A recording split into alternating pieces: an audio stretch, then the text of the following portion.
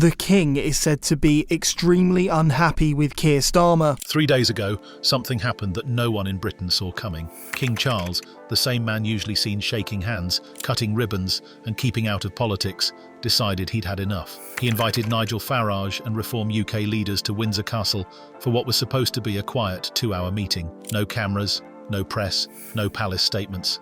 Just the king, a few chairs, and a conversation that shattered 300 years of royal neutrality. And that's where it all began. Now, what was so serious that Charles felt the need to call Farage himself? Apparently, he had been reading Reform's policy paper called Restoring Britain's Democratic Foundation. The document warned about Parliament overstepping its bounds, and let's be honest, he didn't need to be a political genius to see it happening. After years of chaos in Westminster, it's like the paper finally said what everyone was thinking. But here's the moment that blew the doors off the castle.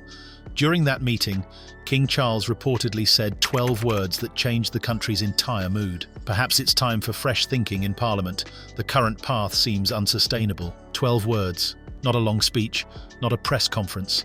Just a single line that sent shockwaves through the system. Within 48 hours, the secret was out. The Times broke the story first, then it spread like wildfire across BBC, Sky News, The Guardian, and the Daily Mail. The private royal chat turned into a full-scale political explosion. Suddenly, Charles wasn't just a ceremonial figure anymore, he was the headline. The last time Britain saw a monarch step into politics this boldly was back in 1834, when King William IV dismissed his own government.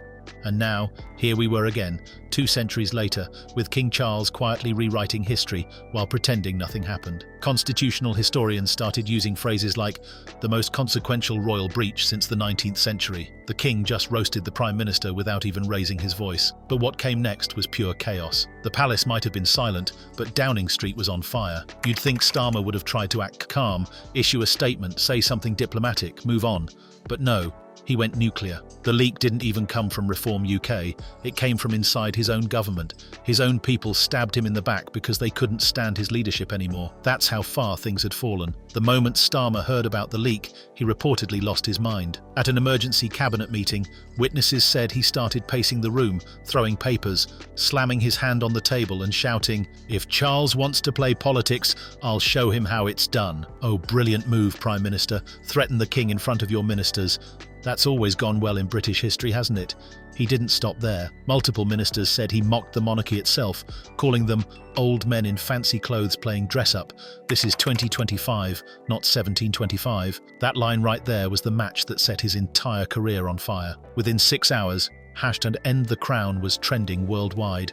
Memes of Starmer dressed as Oliver Cromwell flooded social media. 1 minute he was leading the government, the next he was the punchline of every political joke in the country. Political commentators didn't even try to soften it. They called it the biggest personal implosion since Gordon Brown's bigot scandal in 2010. But even that looks mild compared to this. This wasn't just a gaffe, it was career suicide broadcast in real time. While the king sat quietly at Windsor, Starmer was busy turning his premiership into a public meltdown. The contrast couldn't have been sharper. Dignity versus disaster, silence versus screaming, and the entire country picked up on it. Within 24 hours, Britain had made up its mind. The numbers rolled in, and they were brutal. A YouGov emergency poll showed that 73% of Britons said Starmer had gone too far. Let that sink in. 73%. That's not a small dip. That's an entire country saying, you messed up. Labour's approval rating didn't just drop. It crashed from 42% to 28% overnight. That kind of collapse doesn't happen unless people feel betrayed. In Labour's own backyard, cities like Liverpool and Manchester, it got even worse. 68% of long-time Labour supporters said they'd lost confidence in his judgment. These aren't Tory voters or Reform fans. These are the people who stuck with Labour through every scandal and still said, no more. That's how deep the damage went. And then came the moment that sealed the nation's mood. A retired teacher from Liverpool named Margaret Thompson posted a short clip that exploded online. Just a simple video, no fancy edits, no dramatic music. She looked straight into the camera and said, I supported Labour through Thatcher, I supported Labour through Blair, but attacking our king, that's not the Labour Party I know. That's not Britain. That clip got 2.3 million views in a single day. You didn't need political scientists after that. One woman spoke, and the country nodded along. By the next morning, people were gathering in the streets. Not in anger, in disbelief. Outside Parliament Square and Buckingham Palace, hundreds showed up holding signs that read, "Respect the Crown, restore our pride." It wasn't about politics anymore. It wasn't about parties or policies or manifestos. It was about identity. For once, people weren't divided by who they voted for.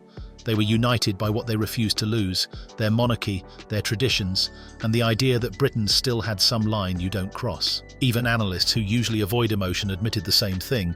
This crisis wasn't ideological anymore. It had become emotional, cultural, almost existential. When you anger Conservatives, fine, that's expected. But when you lose lifelong Labour voters, middle-class teachers, veterans, nurses, the very people who shaped your movement, you're finished. Starmer's problem wasn't just that he insulted the king, it's that he underestimated how much people still care about what the monarchy represents. He thought he was being bold, modern, edgy. Instead, he came off as arrogant, reckless, and completely disconnected from the country he was supposed to lead. King Charles didn't need to lift a finger. He didn't need to make a speech, tweet, or even hint at a response. His silence did the talking, and it was louder than anything Starmer screamed across that cabinet room. What happened over those 3 days wasn't just a scandal, it was a humiliation. A royal roasting of the Labour Party, live and unspoken. The monarch stayed dignified while the Prime Minister turned into his own worst enemy. And the result? A Britain where the crowd outside Buckingham Palace chanted for respect, not revolution. A Britain that decided who it trusted more, the man who kept his cool, or the one who lost it completely. Labour didn't just stumble after Starmer's royal tantrum, it detonated from within. Inside party headquarters, chaos was the only constant. WhatsApp chats that once discussed policy were suddenly renamed damage control. Overnight, 40 members of Parliament flooded into that group, all pretending to be calm while secretly deciding whether to jump ship. It was like watching a political funeral in slow motion, with everyone arguing over who gets the best seat in the hearse. Veteran MP Diane Abbott summed it up best. In 40 years of politics, she said she'd never seen a leader self-destruct this completely. And honestly, she's seen some disasters, but this one was historic. Ministers described the atmosphere as end times for Labour. The very people who had spent years defending Starmer were now whispering about who would replace him. It wasn't even subtle anymore, it was a full-on feeding frenzy. The first to crack publicly was Transport Secretary Louise Hay. She reportedly stormed out of Downing Street after a screaming match with Starmer that could be heard through the walls. Witnesses said she left in tears, saying she couldn't defend the madness anymore. Hours later, her resignation letter appeared in The Guardian before she even reached her car. If that's not symbolic of a government falling apart, nothing is. Then came the silence, the kind that says everything. Chancellor Rachel Reeves, Starmer's supposed closest ally, simply vanished. No press conferences, no interviews, no tweets defending her boss. The woman once glued to his side suddenly became a ghost. And in Westminster, silence speaks louder than words. Every missed interview, every no comment was treated like a knife twist. Journalists started whispering that Reeves wasn't just hiding, she was waiting for the right moment to step forward when Starmer finally collapsed under his own arrogance. Names for succession started bouncing around like ping-pong balls in the corridors. Angela Rayner, always blunt and fiery, was being framed as the party's emergency replacement. David Lammy was pitching himself as the rebuilding statesman. And then, out of nowhere, Ed Miliband's name resurfaced, because apparently Labour's strategy for fixing disaster is calling back the guy who already lost once. The fact that these names were being discussed while Starmer was still technically in charge said it all. His own party wasn't plotting how to save him, they were digging the political grave and arguing about the headstone. While Labour cannibalised itself, Nigel Farage was busy doing what he does best, seizing chaos like it was a campaign gift. He walked out of Reform UK headquarters draped in Union Jacks and delivered a line that will probably go down as one of the most effective jabs in modern politics. While others attack our king, we defend the crown. It was simple, sharp, and perfectly timed. In one sentence, he positioned himself as the patriot, the defender of tradition, the man standing where the monarchy once stood, and the public loved it. Reform UK's membership exploded by 400% in just 3 days.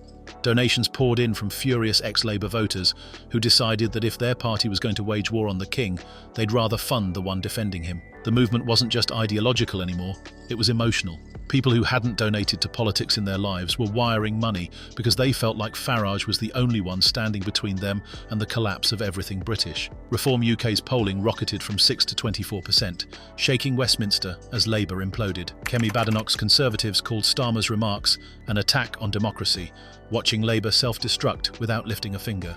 Through the chaos, King Charles stayed silent. No speech, no statement, just calm authority that made Starmer look unhinged. Oxford's Sarah Matthews called it the most masterful silence in modern constitutional history. By week's end, 3 ministers quit, Labour's coup began, and Charles emerged stronger than ever. The king didn't argue or act, he simply watched. And that silence roasted Starmer more brutally than words ever could. History was just rewritten before our eyes. The king stayed silent while Labour fell apart. Subscribe right now, drop a like, and tell me in the comments, did King Charles just save the monarchy or end Starmer's career for good?